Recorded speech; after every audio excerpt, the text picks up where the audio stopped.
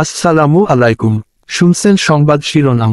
বাঞ্ছারামপুরে BNP নেতা পলাশের হুঁশিয়ারি, স্বৈরাচার গেছে দিল্লি, রাজাকার যাবে পাকিস্তান। এখন শুনবেন বিস্তারিত। দেশের চলমান রাজনৈতিক প্রেক্ষাপট নিয়ে ব্রাহ্মণবাড়িয়ার বাঞ্ছারামপুরে মতবিনিময় সভা অনুষ্ঠিত হয়েছে। শনিবার বিকেলে উপজেলা বিএনপি প্রধান কার্যালয়ে উপজেলা ও পৌর বিএনপি যৌথ উদ্যোগে এই সভার আয়োজন করা হয়। এতে বাঞ্ছারামপুর উপজেলার 13টি ইউনিয়নের বিএনপি সভাপতি, সাধারণ সম্পাদক সহ সাধারণ কর্মীরা উপস্থিত ছিলেন। সভায় ব্রাহ্মণবাড়িয়া জেলা বিএনপির সদস্য ও বাঞ্ছারামপুর পৌর বিএনপির সাধারণ সম্পাদক মোহাম্মদ সালেহ মুসার সভাপতিত্বে প্রধান অতিথি হিসেবে উপস্থিত ছিলেন ব্রাহ্মণবাড়িয়া জেলা বিএনপির সহ সভাপতি ও বাঞ্ছারামপুর উপজেলা বিএনপির সভাপতি কৃষিবিদ মেহেদী হাসান পলাশ।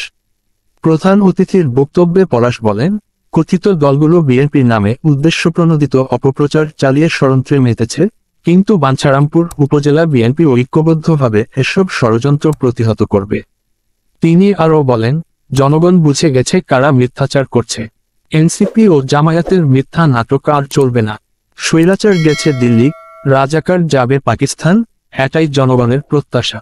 বাঞ্ছারামপুর উপজেলা বিএনপি সাংগঠনিক সম্পাদক হারুন অর রশিদ আকারের সঞ্চালনায় সভায় আরও উপস্থিত ছিলেন জেলা বিএনপি সহ আইন বিষয়ক সম্পাদক অ্যাডভোকেট আবদুল্লাহ আল মহসিন, সদস্য গোলাম মোস্তফা, বাঞ্ছারামপুর উপজেলা বিএনপি সহ সভাপতি আবুল আয়ুব, সহসভাপতি আব্দুল করিম, চেয়ারম্যান, যুগ্ম সাধারণ সম্পাদক তৈয়বুর হাসান মাসুম, জাহাঙ্গীর আলম, সাংগঠনিক সম্পাদক SH শেখ শুকরি সেলিম, অর্থ সম্পাদক আলমগীর হোসেন, উপজেলা কৃষক দলের সভাপতি ওয়াসিউদ্দিন মেহেদী, সাধারণ সম্পাদক আবুল হোসেন ভুইয়া, বাঞ্ছারামপুর পৌর বিএনপি যুগ্ম সাধারণ সম্পাদক রুস্তম আলী, বাঞ্ছারামপুর পৌর কৃষক দলের সদস্য সচিব মোহাম্মদ রুবেল, সোনারামপুর ইউনিয়ন বিএনপির সভাপতি আব্দুল খালেক, বাঞ্ছারামপুর পৌর যুবদলের সদস্য সচিব ফয়সাল বিন ইউসুফ।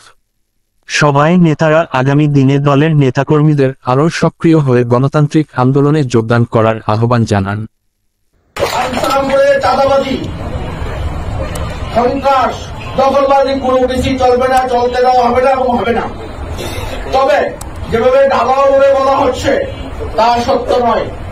এনসিপি নামে একটি গুজবী দল এবং জামাত ইসলামী, তারা আমাদের দলের বিরুদ্ধে এই মিথ্যা গোষ্ঠী, তারা বিভিন্ন দলের প্রপাগান্ডা চালাচ্ছে, বিভিন্ন অপপ্রচার চালাচ্ছে, তারা বিভিন্ন সামাজিক যোগাযোগ মাধ্যমে বিভিন্ন আইডি খুলে।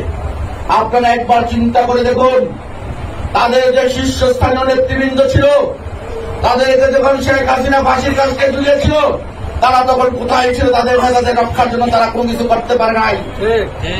বেগম খালেদা জিয়ার উপর ভয় করে 1991 থেকে 2018 পর্যন্ত তারা তাদের সাংগঠনিক অবস্থা বাংলাদেশে শক্তিশালী করেছে বিএনপির কাজের উপর ভর করে। আজকে সেই বেঈমানরাই, আজকে তারাই বিএনপির বিরুদ্ধে অপপ্রচার করছে। আমি বলে দিতে চাই, বাঞ্ছারামপুরে কোনো রাজাকার আলবদর আর শামসের স্থান নাই। আপনারা যদি কোনো কিছু করতে আপনারা পাকিস্তানে চলে যান, চলে গেছে ইন্ডিয়ায়, আপনারা যান পাকিস্তানে। কারণ 1971 সালে হাজার হাজার মা বোনের ইজ্জতের বিনিময়ে, লক্ষ লক্ষ শহীদের রক্তের বিনিময়ে দেশ স্বাধীন হয়েছিল। কিন্তু কেউ কিন্তু সাংগঠনিক দায়িত্ব নেই। আমরা কৃষিবিদ পলাশ এমপি না হলেও সে বিএনপি সভাপতি, বিএনপি সাংগঠনিকভাবে কেন্দ্রীয় পদে তারেক রহমান এবং কেন্দ্রীয় কমিটি দায়িত্ব দিয়েছে। আমরা নির্বাচন না করলেও সে বিএনপি দায়িত্বপ্রাপ্ত, সে দায়িত্বকে এড়াচ্ছে এবং সর্বোচ্চ চেষ্টা করে বাঞ্ছারামপুর উপজেলা বিএনপিকে আজকে এই পর্যন্ত নিয়ে আসছে।